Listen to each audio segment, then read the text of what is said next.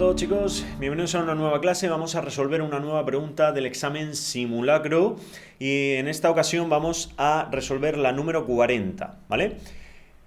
También es una pregunta del tema 1 y en concreto nos pregunta por un artículo del Código Civil que se relaciona con el artículo 29, ¿vale? El que nos pregunta es el artículo 30 y nos dice: el artículo 30 del Código Civil establece dos requisitos ¿para qué? Pues antes de resolver la pregunta, me gustaría recordar, ¿vale?, que el tema se estructura de una forma lógica, sobre todo el tema 1. Y bueno, para ello os pongo el esquema del tema 1, el mapa mental principal del tema 1. Si recordáis, empezamos hablando de lo que es el derecho, para seguir hablando de lo que son las normas jurídicas positivas, es decir, aquellas normas, leyes y demás que se aplican en un momento dado. Y la jerarquía normativa, las que hay por encima, unas leyes que están por encima de otras. Vale, pues todo eso se tiene que aplicar a las personas. Por eso se empieza en el cuarto bloque del tema a hablar de la persona en sentido jurídico. Y tiene mucha relación con esta pregunta, porque es muy necesario saber cuándo una persona adquiere personalidad. Esa personalidad como tal se llama capacidad jurídica. Esa capacidad jurídica es la que nos vincula de alguna forma a todas esas normas que vemos anteriormente, a todo ese ordenamiento jurídico, ¿vale? Porque desde el momento del nacimiento tenemos capacidad jurídica. Y es el artículo, vuelvo a poner bueno, ahora os voy a poner el resumido, ¿vale? En nuestro resumido, porque es el propio Código Civil el que nos habla de cuándo una persona adquiere personalidad, ¿vale? No la personalidad en cuanto a forma de ser, sino personalidad en sentido jurídico. Y es el artículo 29, aquí lo vemos, ¿vale?, el que dispone que el nacimiento determina la personalidad, simple y llanamente, ¿vale? Y que el concebido se tiene por nacido, se considera como nacido a todos los efectos que le sean favorables. Cualquier tema de herencias y cosas así, se entiende que ha nacido una persona incluso sin llegar a nacer, como si dijéramos dentro de la madre. Vale, pues el artículo 30 nos añade que con respecto al nacimiento es necesario que se cumplan dos requisitos para que haya esa capacidad jurídica, y es que se nazca con vida.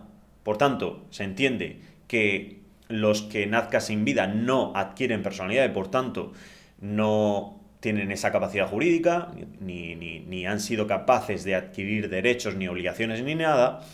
Y el entero desprendimiento del seno materno, es decir, nacer y separarte de la madre, es esa separación a través bueno, esa unión que hay a través del cordón umbilical, separarla, ¿vale?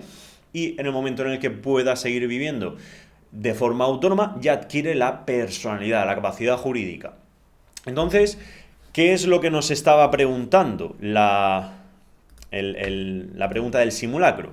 Pues es eso básicamente. Entonces, tenemos que identificar palabras clave, teniendo esto claro. ¿Cuáles son las palabras clave? Capacidad jurídica. Entonces, cuando vemos capacidad de obrar, tenemos que pensar, vale, capacidad de obrar no me está hablando porque el artículo 29 y el 30 estaba relacionado con la personalidad, con la capacidad jurídica. La capacidad de obrar viene después, viene cuando nosotros alcanzamos una determinada edad, como pueden ser pues la edad para poder emanciparnos, la edad del pase a la mayoría de edad, todo esto, ¿no? Ya vamos adquiriendo capacidad de obrar, que en algunas ocasiones todavía es limitada y que hay capacidades, o sea, hay determinados actos que no podemos hacer hasta llegados a una determinada edad. Pero bueno, cuando somos mayores de edad ya adquirimos esa capacidad de obrar casi plena. Por tanto, capacidad de obrar, el concepto de capacidad de obrar lo descartamos. La opción C la descartaríamos. Nos quedaríamos únicamente entre la A y la B. ¿Qué tendríamos que hacer ahora? Identificar palabras clave que recordamos del artículo 30.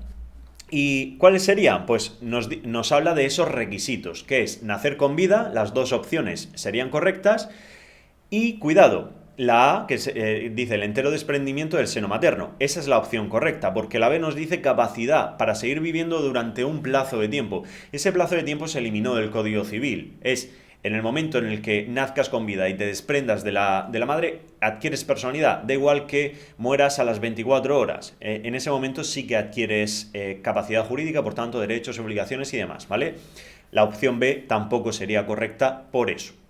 Así que nada, esto ha sido la explicación de esta pregunta número 40. Era sencillita, pero dentro de la sencillez, pues nos podía hacer perder tiempo por identificar esas palabras clave. Pero hay que tener esto muy, muy, muy claro y que al final tenemos que identificarlo dentro del tema y cuando estudiamos, repasamos y demás, estas son las cosas que debemos de tener en cuenta para que en un examen oficial, para que en un simulacro, pues estas preguntas nos las quitemos de en medio muy rápido.